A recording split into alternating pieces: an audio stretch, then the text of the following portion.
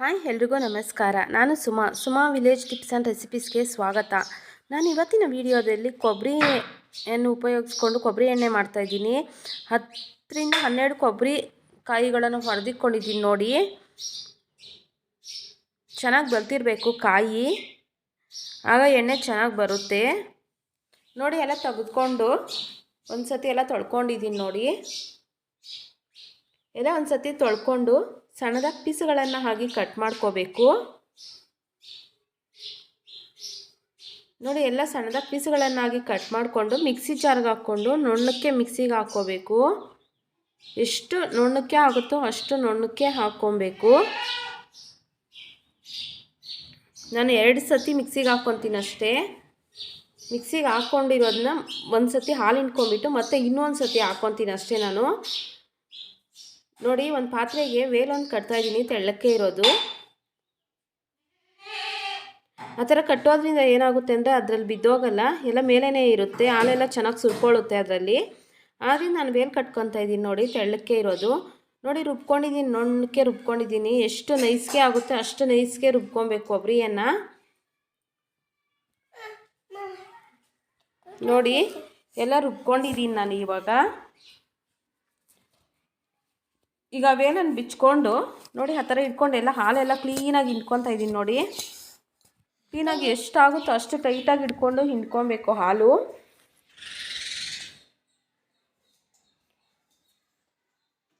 ನೋಡಿ. ಹಾಲನ್ನೆಲ್ಲ ಹಿಂಡ್ಕೊಂಡಿದ್ದೀನಿ. ಕೊಬ್ಬರಿಯನ್ನು ಅಷ್ಟೇ ಬಿಸಾಕೋಕ್ಕೆ ಹೋಗಬೇಡಿ. ಏನಾದರೂ ಸ್ವೀಟ್ ಮಾಡಿಕೊಡಿ, ಒಂದು ವಾರ ಬೇಕಾದರೂ ಸ್ಟೋರೇಜ್ ಮಾಡ್ಕೋಬೋದು. ಏನಾದರೂ ಸ್ವೀಟ್ ಮಾಡಿದಾಗ ಹಾಕ್ಕೋಬೋದು, ಇಲ್ಲಾಂದರೆ ಸಾರು ಏನಾದರೂ ತೆಳ್ಳಕ್ಕೆ ಇದ್ದರೆ ಸ್ವಲ್ಪ ಬೇಕಾದರೆ ಹಾಕ್ಕೋಬೋದು, ಅದನ್ನು ಚೆನ್ನಾಗಿರುತ್ತೆ ನೋಡಿ. ಎಲ್ಲ ಹಿಂಡ್ಕೊಂಡಿದ್ದೀನಿ ಹಾಲು. ಆ ಪಾತ್ರೆಯಲ್ಲಿ ಒಂದು 3/4 ಪಾತ್ರೆ ಅಷ್ಟು ಆಗಿದೆ. ನಾನು 10 ರಿಂದ 12 ಕಾಯಿಯನ್ನು ಹಾಕ್ಕೊಂಡಿದ್ದೀನಿ ಹಸಿ ಕೊಬ್ಬರಿ ನೋಡಿ. ಇದನ್ನು ಒಂದು ನೈಟ್ ಎಲ್ಲನೂ ಫ್ರಿಜ್ಜಲ್ಲಿ ಇಡಬೇಕು. ಫ್ರಿಜ್ಜಲ್ಲಿ ಇಟ್ಟರೆ ಅದೆಲ್ಲ ಮೇಲೆ ಕಟ್ಕೊಂಡಿರುತ್ತೆ ನೋಡಿ. ನೀರೆಲ್ಲ ಕೆಳಗಡೆ ಇರುತ್ತೆ, ಹಾಲು ಅನ್ನೋದು ಏನಿರುತ್ತೋ ಅದೆಲ್ಲ ಮೇಲೆ ಬಂದಿರುತ್ತೆ. ಅದು ಎಣ್ಣೆ ಅಲ್ವಾ, ಆದ್ದರಿಂದ ಎಲ್ಲ ಮೇಲೆ ಬಂದಿರುತ್ತೆ ನೋಡಿ. ನೋಡಿ ನೀರೆಲ್ಲ ಕೆಳಗಡೆ ಇದೆ, ಹಾಲೆಲ್ಲ ಮೇಲೆ ಬಂದಿದೆ. ಅದನ್ನೀಗ ನಾವು ಯಾವ ಪಾತ್ರೆಯಲ್ಲೋ ಇಲ್ಲಾಂದರೆ ಬಾಣಲಿ ಎಲ್ಲ ಕಾಯಿಸ್ತೀವೋ ಅದನ್ನೆಲ್ಲ ಒಂದು ಜಾಲರನ್ನು ತೊಗೊಂಡು ಎಲ್ಲ ಎತ್ತಾಕ್ಕೋಬೇಕು ಅದರಲ್ಲಿ ನೋಡಿ. ಎಲ್ಲ ಸ್ವಲ್ಪನೇ ಹಾಗೆ ನಾನು ಎತ್ತಾಕ್ಕೊತೀನಿ ನೋಡಿ. ಹೆಪ್ಪು ಥರ ಕಟ್ಟಿರುತ್ತೆ, ಅದನ್ನೆಲ್ಲ ಎತ್ತಾಕ್ಕೋಬೇಕು ನೋಡಿ. ಎಲ್ಲ ಎತ್ತಾಕ್ಕೊಂಡಿದ್ದೀನಿ ಬಾಣಲಿಯಲ್ಲಿ ನೋಡಿ. ಆ ಥರ ಆಗುತ್ತೆ.